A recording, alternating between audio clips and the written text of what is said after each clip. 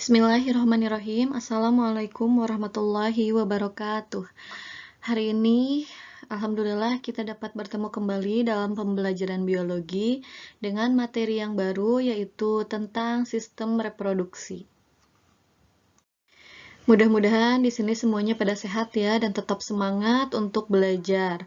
Nah, hari ini kita akan belajar mengenai bagian-bagian dari sistem reproduksi, yaitu tentang organ reproduksi, kemudian tentang proses pembentukan sel kelamin, ovulasi dan menstruasi, fertilisasi, gestasi dan kehamilan, persalinan, ASI, KB, dan gangguan atau penyakit pada organ reproduksi manusia. Yang pertama, kita akan membahas tentang organ reproduksi, di mana organ reproduksi dibagi menjadi dua, yaitu pada pria dan pada wanita. Oke, kita bahas ya. Yang pertama ada organ reproduksi pria, di mana berfungsi untuk menghasilkan gamet jantan, yaitu spermatozoa atau sperma. Nah, di sini kita bisa lihat ada bagian penampang dari samping dan dari depan.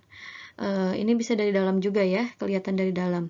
Nah, untuk organ reproduksi pria ini dibagi menjadi dua, yaitu bagian luar dan bagian dalam. Di mana bagian luar itu terdiri dari penis, ini ya, penis. Penis ini berfungsi sebagai organ eksternal untuk urinasi atau pengeluaran urin. Kemudian yang kedua ada skrotum. Ini skrotum. Skrotum itu berupa kantung yang di dalamnya berisi testis. Ini ya, testis. Dan yang kedua ada bagian dalam. Nah, bagian dalam itu ada apa saja sih? Yang pertama ada testis atau buah zakar yang letaknya di bawah penis. Ini tadi ya. Nah, dalam skrotum dan jumlahnya sepasang. Jadi di sini testis itu ada sepasang atau jumlahnya ada dua. Kemudian testis ini merupakan tempat pembentukan sel sperma atau testosteron. Jadi sel sperma itu pembentukannya terjadi di dalam testis di sini ya, atau di sini kalau dari depan. Kemudian yang kedua ada saluran pengeluaran. Yang pertama itu ada epididymis. Ini ya, epididymis itu berada pada atas testis. Epididymis ini saluran berkelok yang berfungsi menyimpan sperma sampai spermanya matang. Kemudian ada vas deferens. Vas deferens itu ini ya. Nah, ini vas deferens. Vas deferens itu merupakan saluran lanjutan dari epididymis. Dan ada juga saluran ejaculatorius yang merupakan saluran pengeluaran semen. Kemudian ada juga yang ketiga adalah kelenjar aksesoris, terdiri dari vesika seminalis. Mana vesika seminalis? Ini ya, vesika seminalis ini. Nah, vesika seminalis yaitu saluran berkelok yang terletak di belakang kantung kemih. Ini ya, kantung kemih, ini vesika seminalis. Kemudian yang kedua ada kelenjar prostat. Ini kalau dari depan ya, ini kalau dari samping, lihatnya sama aja. Kalau kelenjar prostat berperan untuk kelangsungan hidup sperma, dan yang ketiga ada kelenjar bulboretral. Ini ya yang berfungsi sebagai saluran menuju uretra. Ini uretranya, kemudian di sini pengeluaran urin ya. Kemudian yang kedua adalah organ reproduksi wanita yang berfungsi untuk menghasilkan sel kelamin betina, yaitu sel ovum atau sel telur ya. Nah, sama pada organ reproduksi wanita juga dibagi menjadi dua macam. Ada bagian luar dan ada bagian dalam. Untuk bagian luar terdiri dari vulva yang merupakan celah paling luar yang membentang dari mons pubis sampai tepi perineum. Kemudian ada juga yang kedua labium atau bibir yang membatasi vulva. Nah, labium itu ada dua, ada labium mayor yang besar yang terletak di sebelah luar, dan ada labium minor yang kecil yang terletak di sebelah dalam. Nah, sebelah dalam vulva terdapat klitoris atau benjolan kecil ya yang memiliki pembuluh darah dan ujung-ujung saraf yang sangat sensitif. Kemudian ada juga yang ketiga namanya itu muara saluran kencing yang terletak di bawah klitoris, itu untuk pengeluaran urin ya. Kemudian ya ada juga bagian dalam. Ini gambar bagian dalam ya, terdiri dari ovarium atau indung telur. Di mana ovarium? Ini ya, ovarium itu adalah wadah dari ovum. Nah, berperan dalam pembentukan sel telur atau ovum. Jadi, ovarium itu berfungsi untuk pembentukan sel telur atau ovum ya, dan terdapat sepasang. Jadi, ada di sebelah kanan dan ada sebelah kiri. Ini ovarium ya. Proses keluarnya ovum dari ovarium disebut ovulasi. Nanti ketika ovum keluar, dia akan melewati ke sini dan itu disebut dengan fase ovulasi. Kemudian yang kedua ada saluran reproduksi. Yang pertama ada tuba fallopi. Nah, tuba fallopi ini berfungsi untuk menyediakan lingkungan yang cocok untuk pembuahan dan perkembangan sel telur. Pada ujungnya terdapat infundibulum atau umbai untuk menangkap sel telur yang dilepaskan ovarium. Jadi di sini itu ada umbai ya, umbai. Nanti yang menangkap ovum kan keluar dari ovarium, nanti dia akan ditangkap oleh umbai ini atau infundibulum dan masuk ke dalam sini ya selanjutnya. Kemudian ada juga uterus atau rahim yang terletak di belakang kantung kemih, berfungsi memberi tempat bagi perkembangan janin. Nah, tadi dari infundibulum dia kemudian masuk ke tuba fallopi dan dia akan diam atau bertempat di uterus atau rahim ya. Rahim itu ini. Ini dinding rahimnya. Ini rahimnya. Yang pinggir-pinggirnya itu dindingnya ya. Dan yang terakhir ada vagina. Nah, vagina ini berfungsi tempat pengeluaran darah menstruasi, kemudian tempat penyaluran sperma dan merupakan jalan lahir. Ini ya, vagina. Nah, kalau misalkan terjadi kehamilan, kehamilan ini terjadi di sini ya, di rahim. Penempelannya itu terjadi di dinding rahim. Selanjutnya yaitu proses pembentukan sel kelamin atau gametogenesis. Pada proses pembentukan sel kelamin atau gametogenesis sama juga ya dibagi menjadi dua macam, ada spermatogenesis, ada juga oogenesis. Yang pertama kita akan membahas tentang spermatogenesis yang terjadi pada sperma atau pembentukan sperma. Nah, spermatogenesis merupakan proses pembentukan dan pematangan spermatozoa. Nah, spermatogenesis berlangsung dalam testis, tepatnya pada tubulus seminiferus ya, yang terdapat di dalam testis tadi ya, yang di dalam skrotum. Nah, dalam tubulus seminiferus terdapat banyak sel induk sperma yaitu spermatogonium. Ini spermatogonium itu ya, adalah induknya.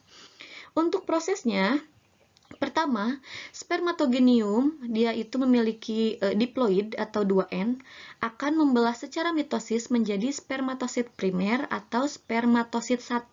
Jadi ini induknya akan membelah secara mitosis dan menjadi spermatosit primer. Ini spermatosit primer.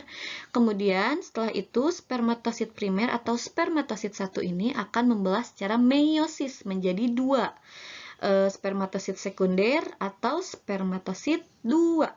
Nah, ini sudah N ya atau haploid sifatnya, tidak diploid lagi. Kalau diploid itu dia sifatnya utuh 2N, kalau haploid itu sifatnya sudah setengah dari induknya atau N. Ini ya, dia jadi 2, ini sifatnya udah N. Jadi dia udah haploid. Kemudian selanjutnya, setiap spermatosit 2, yang ini ya, spermatosit 2, membelah menghasilkan spermatid N. Ini yang namanya spermatid. Jadi dia 2 membelah lagi menjadi 2. Ini membelah lagi menjadi 2 yang dinamakan spermatid. Dan sifatnya sudah haploid atau cuma N doang ya. Dan yang terakhir adalah spermatid. Ini spermatid akan mengalami pematangan menjadi spermatozoa atau sperma. Jadilah seperti ini. Dan dia siap untuk membuahi sel telur. Proses pembentukan sel kelamin atau gametogenesis yang kedua yaitu oogenesis. Oogenesis itu merupakan proses pembentukan ovum di dalam ovarium. Nah, ovarium banyak mengandung sel telur, sel induk telur atau oogonium yang bersifat diploid. Apa tadi diploid? Diploid itu 2N ya, yang sifatnya sama dengan induknya. Nah, ini ya yang pertama prosesnya. Oogonium membelah secara mitosis menjadi oosit primer atau oosit 1. Ini adalah oosit primer. Nah, kemudian oosit primer ini membelah secara meiosis menghasilkan 1 oosit sekunder dan 1 badan kutub atau badan kutub primer. Jadi kalau tadi sperma itu kan dibelahnya menjadi sama ya, sama-sama spermatid gitu ya. Kalau ini beda. Yang pertama itu merupakan oosit sekunder dan yang satu lagi merupakan badan kutub ya hasilnya. Kemudian oosit sekunder ini dia akan membelah dan menghasilkan sebuah ootid yang akan berkembang menjadi sel telur. Ini nanti akan berkembang menjadi sel telur. Dan satu lagi badan kutub yang telah berdegenerasi. Jadi si oosit sekunder ini menghasilkan satu ovum ya dan satu badan kutub. Nah, ini badan kutub tadi yang primer, badan kutub yang pertama, dia ini akan menghasilkan apa? Nah, badan kutub yang pertama ini dia juga akan membelah dan menghasilkan badan kutub yang kedua dan akan mengalami degenerasi. Jadi, yang tumbuh atau yang berkembang itu cuma satu ovum itu. Beda ya sama sperma tadi, itu kan banyak ya, 4 semuanya jadi sperma. Kalau di oogenesis atau di pembentukan sel kelamin wanita hanya satu ovum yang berkembang. Selanjutnya yaitu ovulasi dan menstruasi. Pada wanita, siklus menstruasi dibagi menjadi 4 tahap, yaitu ada fase menstruasi, fase praovulasi, fase ovulasi, dan fase pasca ovulasi. Nah, pada fase menstruasi, ini fase awal, terjadi selama kurang lebih 7 hari, dan pada fase ini kadar hormon estrogen dan progesteron turun drastis. Estrogen dan progesteron turun drastis, dan penurunan kadar hormon ini menyebabkan peluruhan endometrium serta ovum yang tidak dibuahi. Nah, inilah ya, ini tuh merupakan endometrium atau dinding rahim.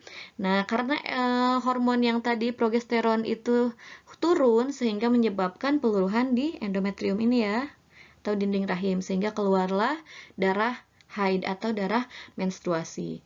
Kemudian yang kedua ada fase praovulasi. Fase ini terjadi kira-kira selama 7 hari setelah selesainya fase menstruasinya. Ini ya di sini.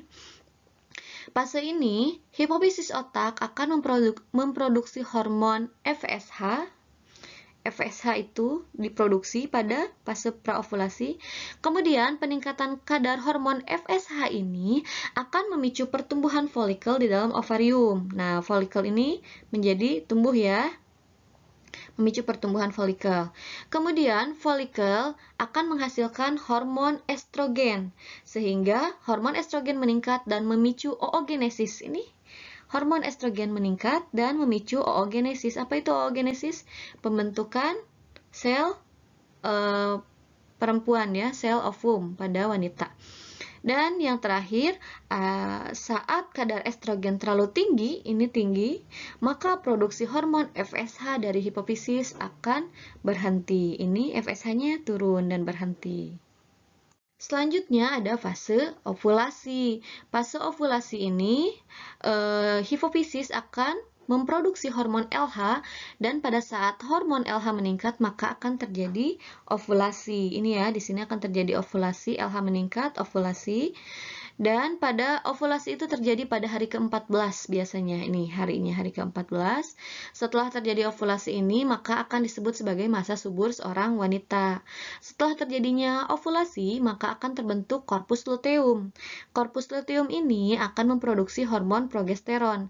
Dan saat hormon progesteron meningkat, maka akan memicu penebalan endometrium. Ini endometrium. Endometrium itu adalah dinding rahim.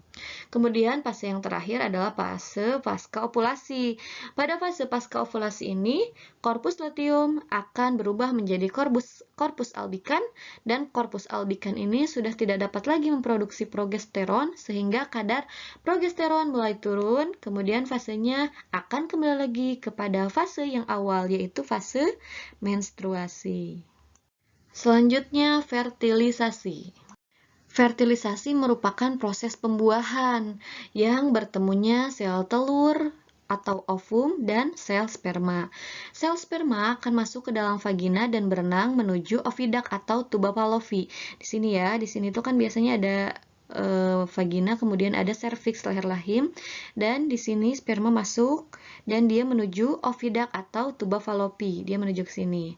Apabila sel sperma akan bertemu dengan ovum pada tuba falopi, maka akan terjadi fertilisasi. Nah, inilah fertilisasi itu adalah bertemunya sel telur dan sel sperma. Fertilisasi akan menghasilkan zigot yang bersifat 2N atau diploid. Ya, nanti ketika sudah bertemu dia akan menghasilkan zigot ya. Zigot itu adalah bakal bayi. Kemudian zigot akan membelah secara mitosis menjadi morula, kemudian morula terus membelah menjadi blastula. Zigot akan melekat pada dinding endometrium, di sini ya, endometrium itu dinding rahim, dan proses melekatnya zigot pada endometrium atau dinding rahim ini disebut implantasi. Selanjutnya mulailah proses kehamilan. Dia akan membelah dari yang tadinya satu, kemudian bertemu, berkembang dan bersatu, membelah menjadi 2, 4, 8, 16 dan sampai membentuk zigot, embrio dan bayi. Selanjutnya, gestasi dan kehamilan. Gestasi merupakan periode waktu antara konsepsi dan kelahiran, di mana embrio atau janin berkembang di dalam rahim. Sedangkan kehamilan merupakan serangkaian perubahan yang terjadi di dalam jaringan tubuh wanita sebagai akibat janin yang berkembang. Nah, kehamilan ditandai dengan adanya hormon HCG, biasanya dalam urin. Jadi, kalau misalkan di tes pack itu biasanya hasilnya garis 2. Itu menandakan bahwa wanita itu sedang hamil karena adanya hormon HCG. Perkembangan kehamilan dibagi menjadi 3 trimester. Yang pertama, trimester pertama, ada trimester kedua, dan trimester ketiga. Bisa dibaca ya, ini perkembangannya dari trimester pertama, kedua, dan ketiga.